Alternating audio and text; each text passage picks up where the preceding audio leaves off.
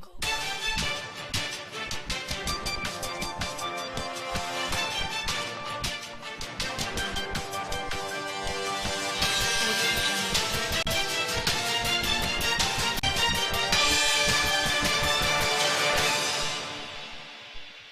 On the news at 7, residents charge newly elected under lawmakers on positive working relationship with constituents. All Progressives Congress wins big as INEC announces winners of Saturday's governorship election. Rainstorm wreaks havoc on Akura's oldest primary school. And from the foreign scene, Republican lawmakers rally to Trump's defense ahead speculated arrest.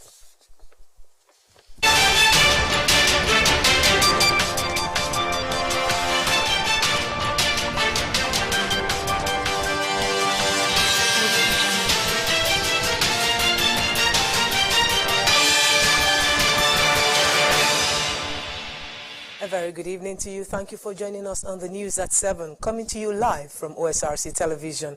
I am Obi Chukwemeka Oti. We begin tonight with politics. Ondo State Governor Oluwarotimi Akeredolu has described the outcome of the March 18, 2023 House of Assembly election in the state as an eloquent testimony to the degree of acceptance of his administration by the good people of the state. The governor said the impressive performance of the All Progressives Congress APC in the state is an unequivocal affirmation of unshaken confidence reposed in his administration. He congratulated the people of the state for the peaceful conduct of the House of Assembly election, while saluting voters for voting for the candidates of their choice without rancor and violence. Governor Akeredolu said the conduct of the people across political parties and interest groups has further shown that the Sunshine State is occupied by sophisticated and responsible citizens. Governor Akeredolu also congratulated candidates of both the All Progressives Congress APC and the People's Democratic Party PDP who emerged victorious at the House of Assembly election. He noted that the people's participation in the poll has further deepened democratic values. The governor said electing lawmakers at the state level is crucial to the sustenance of good governance. Mr. Governor urged the 26 members elect to allow the interests of the state and the people be their guiding principles. Meanwhile, recently elected lawmakers in Ondo State have been urged to be magnanimous in victory. Such gesture, according to residents and political scientists, will enable them perform their duties to the delight of their constituents. Osrc Zaid Aribisala reports that the lawmakers were also urged to stay in touch with the grassroots. We hope to bring you that report in the course of the bulletin. In the meantime, the Independent National Electoral Commission, INEC, has declared the All Progressives Congress APC governorship candidate in Cross River, Basi Otu, winner of the March 18 poll in the South-South geopolitical zone. Otu, a former federal lawmaker, scored 258,619 votes to defeat his closest contender and a 7th senator, Sandy Ono, of the People's Democratic Party, PDP, who polled 179,636. According to the INEC's returning officer, Professor Teddy Charles of the Federal University Otoke, Bayelsa State, the APC candidate won in 15 local government areas of 18 local government areas declared by the Commission in Calabar, the Cross River State capital. Staying with election matter, candidate of the PDP, Sharif Oborovori, has been declared winner of the March 18 governorship election in Delta State. Declaring the results at INEC Collation Center in Asaba, INEC State Returning Officer Professor George Will Owonari said Oborovori polled 360,234 votes to defeat APC candidate Senator Ovie Omo Agege, who scored 240,229 votes. Meanwhile, INEC has declared the governorship candidate of APC, Francis Winforo, winner of the poll in Ebonyi State. Winforo polled 199,131 votes to defeat Ifeanyi of PDP, who scored 80,191, and Ben Odo of the All Progressives Grand Alliance APGA, who got 52,189 votes. Mwiforo, the Speaker of Ebonyi State House of Assembly, is an ally of the incumbent Governor Dave Umahi, who won the February 25 election to Ebonyi South Senatorial District in the National Assembly poll.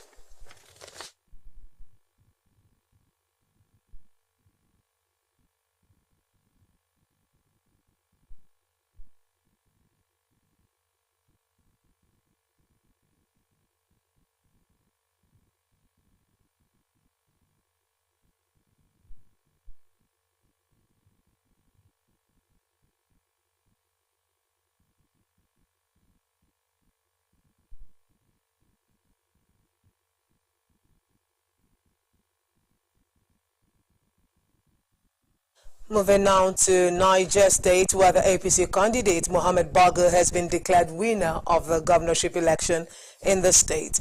Declaring Bago winner of the poll in Minna, the state coalition officer, Professor Clement Alawa, said the APC candidate won in 20 of the 25 local government areas and polled a total of 469,896 votes. He said Bago's main rival, Issa Kantige of the opposition PDP, who claims 5 local government areas, had 387,476 votes. From Plateau comes a report that PDP candidate Caleb Mufwang has been declared the governor-elect. The INEC returning officer in the state, Professor Idris Amali, declared Mufwang winner, having scored 557,299 votes to defeat his closest rival, Natwanye Iwada of APC, with 481,370 votes, while Patrick Dakum of the Labour Party came a distant third with 60,310 votes. And in Benue State, INEC has declared the governorship candidate of APC, Reverend Father Hyacinth Alia, winner of the March 18 poll and the governor-elect. The Catholic priest had 473,933 votes ahead of his closest rival and PDP candidate Titus Uba, who scored 223,913 votes, according to the returning officer, Professor Farouk Kuta. So far, the results of 20 governorship polls have been announced. The All Progressives Congress takes the lead with 14 states, People's Democratic Party 5 states, and New Nigeria People's Party with 1 state. In a related development, the candidate of the New Nigeria People's Party, NNPP, Abbas Yusuf, has been declared winner of the governorship election in Kano. Yusuf was declared winner after defeating his closest rival and candidate of the All Progressives Party, All Progressives Congress, Nasiru Yusuf Gowona.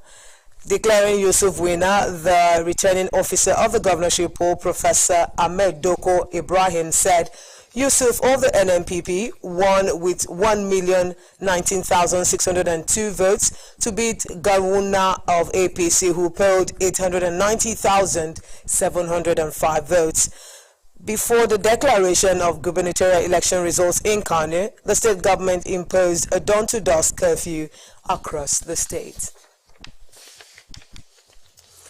And INEC has declared Bala Mohammed of PDP winner of Saturday's governorship election with 525,280 votes against his closest rival, Sadiq Abubakar of APC, who polled 432,272 votes. The returning officer, Professor Abdul Karim Mohammed, declared the incumbent governor, Mohammed, the winner, having fulfilled all the requirements of the law. In the same vein, Governor Abdullahi Sule of APC has been declared winner of the governorship election in Nasarawa State by INEC. Professor Ishaya Tanko, INEC State Coalition Officer and returning officer, said the APC candidate polled a total of 347,209 votes to defeat his closest opponent, David Ombogadu, candidate of PDP, who got 283,016 votes.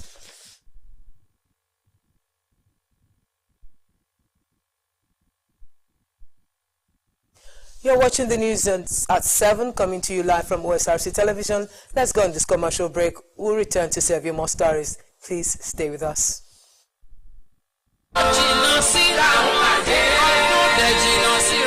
Níbàámu pẹ̀lú ìwé òwe orí kẹwàá ẹsẹ̀ keje tó ní pé ìbùkún ni ìrántí olódodo làwọn ẹbí olóògbé Ògúndípẹ̀ ṣe ṣèrántí bàbá wa ọ̀wọ́n late Elder Amsat Ìgbẹ́kẹ̀lé Ògúndípẹ̀ tó sùn nínú Olúwa lógúnjọ́ oṣù kẹta ọdún 2014. Daddy, it's been 9 years without you. Òní ọjọ́ ajé ogúnjọ́ oṣù kẹta ọdún yìí ló pé ọdún mẹ́sàn-án tí bàbá wa ti fi wá sílẹ̀ sáyé lọ. Ọdún kẹsàn-án rèé tí Elder Amsat Ìgbẹ́kẹ̀lé Ògúndípẹ̀ ti lọ sinmi láyà Jésù olùgbàlà rẹ̀ níbi tí ikú àti ìdààmú ayé yìí kò sí mọ́. Olóògbé Ògúndípẹ̀ ibi tó o bá wà ilẹ̀ rẹ ni o.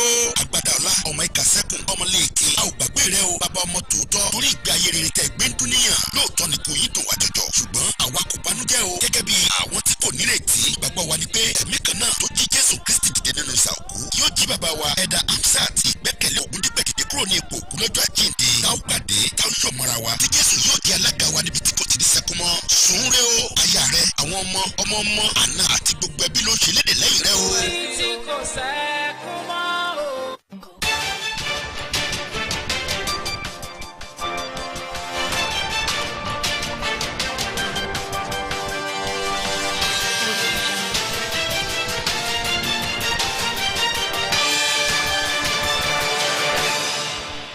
You're welcome back. If you just joined us, you're watching the news at 7 on OSRC TV. You can also watch us live on our website, www.osrc.ng, or follow us on our Facebook page, OSRC TV Ondo, and on YouTube you can subscribe to our channel, OSRC TV Ondo. Now to the rest of the news. The Joint Admissions and Matriculation Board, JAMB, has set new guidelines to curb the forgery of A-level certificates as it also resumed the 2023 direct entry registration. The registrar of the board, Professor Ishaq Oloyede, who made this known at a news conference in Abuja, said the direct entry registration would come to a close on April 28, while lamenting the high level of forgery of level certificates being used for the registration. Oloyede said the board had introduced new guidelines to checkmate such acts. Oloyede said the board would only accept 13 qualification certificates for the 2023 direct entry registration, which include first degree, university diploma, higher national diploma, ordinary national diploma, and Nigeria certificates in education. A fierce rainstorm has partially destroyed St. David's Anglican Primary School, the oldest public primary school in Akure, the Ondo State capital, leaving no fewer than 100 pupils stranded. Joy Pius reports that students and teachers of the school have called on government and civil society organizations for support. The report.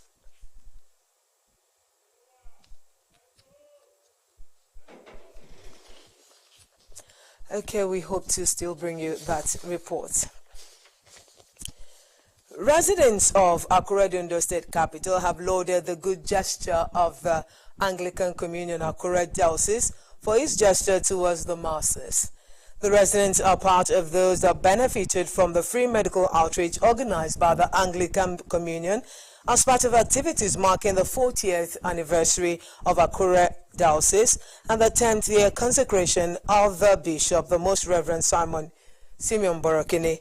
Omorola Ugbenji reports that the 3-day program will be rounded off on Wednesday. This is the second free medical outreach embarked upon by Akure Anglican Diocese at the Diocesan Medical Center, Akure, where over 400 patients were attended to last year, with over 20 of them undergone medical surgery. This year's program is also commemorating the 40th anniversary of the diocese and 10th consecration of the diocesan bishop. I want to use this opportunity to appreciate all our medical officers. Declaring the event open, the Most Reverend Simeon Borokini said the gesture is in line with biblical guidance for Christians to bring succor to indigent people.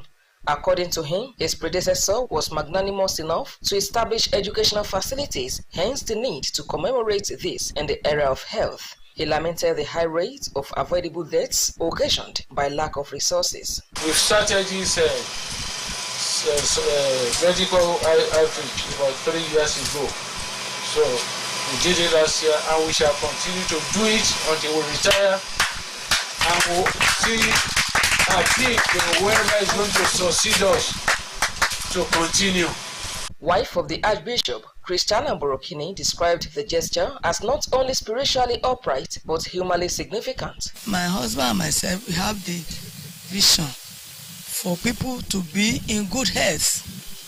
My dear sister, I hate people dying ignorantly.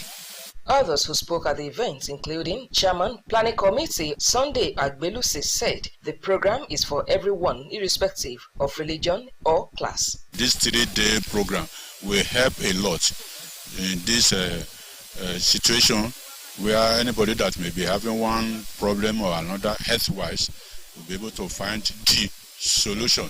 The Archbishop, in his wisdom, killing from past churches, find it very desirable that during his tenure to have this medical center, and thereafter, after the inauguration, he's been trying to sustain it from both his personal resources and that of the diocese. We cannot blame the government for everything. We just have to look for ways to assist and to see that our people are blessed. So this kind of program, we have medical doctor here on ground. At least we have up to 2 for this facility, and we have a lot of nurses around. I never see a place where this kind of thing is happening. That this is a free medical treatment. It's already in this diocese of Akure. We to talk about Anglican diocese. Láti tọ́jú wa, láti ṣìkẹ́ wa, àdúpẹ́ lọ́wọ́ Ọlọ́run, lọ́wọ́ bàbá wa Borokini, àti ìjọ yìí fún látàn ṣe nípasẹ̀ Jésù Kristi. Earlier was choir competition, Widows Empowerment, and Jesus Carnival to mark the 40th anniversary, which will climax on Sunday the 26th with Thanksgiving service. Omoriola Humbiji, Osrc News. We now return to the story where a fierce rainstorm has partially destroyed St. David's Anglican Primary School, the oldest public primary school in Accra, the state capital, leaving no fewer than 100 pupils stranded. Joy Pius reports that students and teachers of the school have called in government and civil service organizations for support. The report. A heavy rainstorm that occurred on Saturday, 18th of March, has left a devastating mark on the buildings of St. David's Anglican Primary School, as about 9 classrooms were affected with their roofs blown off. As a result, learning materials were destroyed by the downpour, causing the pupils to sun-dry their books before the beginning of academic work.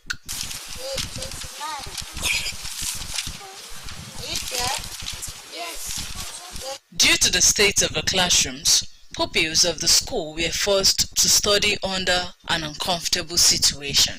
Yes, God. Who touches health? Who touches health? With beauty. With beauty. The headmistress of the school, Miss Who touches health? With beauty. With beauty. The headmistress of the school, Mrs. Feishola Otetubi, narrated the experience, which she described as shocking and devastating, adding that the situation has affected academic activities in the school while appealing to the government for assistance. On Saturday afternoon, I just received a call from one of my PTA executives that the roof of my school has blown off. I just think it's just a small case. On my way coming, I get to the main road and I saw everything. The breeze has scattered everything, remove everything to the main road. People around there, they get out to come and help me to pack everything, including the plaque. Everywhere has been wet and it's very dangerous for them to learn under that condition. What I'm begging for now, I call upon the government to come and help me. The chairman, Parents Teachers Association, Accra South Local Government, Mr. Kole Ibitoye, who bemoaned the state of the school, solicited the assistance of the state government and other well-meaning Nigerians to come to the rescue of the school. Why you see us parking all the chairs and the lockers out, because people cannot learn any book inside the class. The place is already wet. So my advice is that we parents, PTA, under my umbrella of Alaji or Moloja, the situation is too much. So I'm appealing to the government to come to our aid, because this is the only building, this school that is using. My appealing to the people, stakeholders, government, that they should come to our aid in St. Lady primary schools. The pupils affected, as well as the school administrators, are hoping that the government will see to their plight and help fix the affected buildings in record time. Joy Pius, OSRC News. 2 police officers attached to the Taraba State Command have been killed by soldiers in Jalingo, the state capital. 2 others were wounded in the morning scuffle and currently receiving treatment from gunshot wounds. The police public relations officer for the state command, Abdullahi Usman, said that the crisis broke out between 2 sister security agencies when a female police officer who was reporting for duty at the Annex State Headquarters in Jalingo was stopped by a military man at a checkpoint closed for proper identification. He said a misunderstanding ensued but was quickly settled, and the female police officer proceeded to the collation center, only for the soldier to later drag her out forcefully, leading to pandemonium. Now moving on to the foreign scene, a day after being accused of war crimes by the International Criminal Court ICC, President Vladimir Putin has made a surprise visit to the Russian-occupied Ukrainian city of Mariupol, a Ukrainian city in the Donetsk region, which has been occupied by Moscow's forces since May last year. Putin flew to Mariupol by helicopter and drove around several districts of the city. Reports of the Mariupol visit came a day after Putin traveled to Crimea to mark the 9th anniversary of Russia's annexation of the Black Sea Peninsula from Ukraine. Putin visited a new residential neighborhood that had been built by the Russian military and the first people moving in last September. The visit to Mariupol was the first that Putin has made to the Russian-occupied part of Ukraine's Donbas region since the war started, and the closest he has come to the front lines. Legal experts say former U.S. President Donald Trump could be charged in New York as soon as this week for allegedly carving up hush money payments to a porn star during his 2016 presidential campaign, nearly 7 years after the money changed hands. This is, as Trump says, he expects to be arrested on Tuesday and has urged his supporters to launch mass protests. Akituda Kishamola has details. Former U.S. President Donald Trump has said he expects to be arrested on Tuesday, calling on his supporters to protest as prosecutors consider charges over a hush money payment to a porn star. On his social media platform, Truth Social, Trump posted that the leak from the Manhattan office indicated, quote, "The far and away leading Republican candidate and former President of the United States of America will be arrested on Tuesday of next week." Trump, whose supporters stormed the U.S. Capitol on January 6, 2021 in a failed attempt to overturn his 2020 election defeat, wrote, quote, "Protests take our nation back." A spokesman for Trump said the former president has not been notified of any arrest. Trump provided no evidence of leaks and did not discuss the possible charges. The probe comes at a critical time as Trump seeks re-election nomination for the presidency in 2024. No U.S. president has faced criminal charges while in office or afterwards. The spokesperson for Manhattan District Attorney, Alvin Brigg, declined to comment. His office has been investigating a $130,000 payment made by Trump's former personal lawyer, Michael Cohen, to porn star Stormy Daniels in the run-up to the 2016 election. Trump has called the investigation a witch hunt. Republican House Speaker Kevin McCarthy has decried the investigation. He announced his own investigation into whether federal funds are being used to interfere in the elections by what he described as a political. He announced his own investigation into whether federal funds are being used to interfere in the elections by what he called and described as a politically motivated prosecution of Trump. Trump has said he would continue campaigning even if he's charged with a crime. Akintunde Akinshemola for Osrc News. Taking sports now, the Chinese pair of Zheng Siwei and Wang Yuanquang has defeated Xiu Sanjie and Shea Yongkong of Korea 2-1 in the mixed doubles final at the All England Badminton Open. The Korean pair struggles to upset their top-seeded opponent in the final set of the final.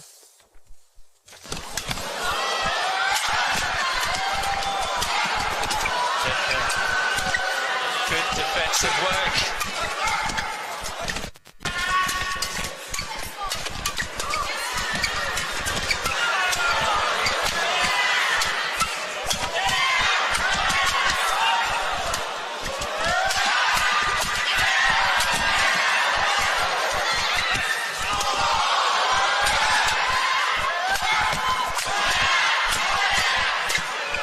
This is fierce, isn't it?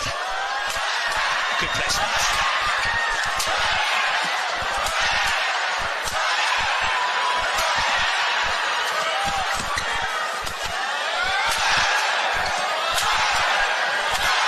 That's why we love mixed doubles. It doesn't get better than...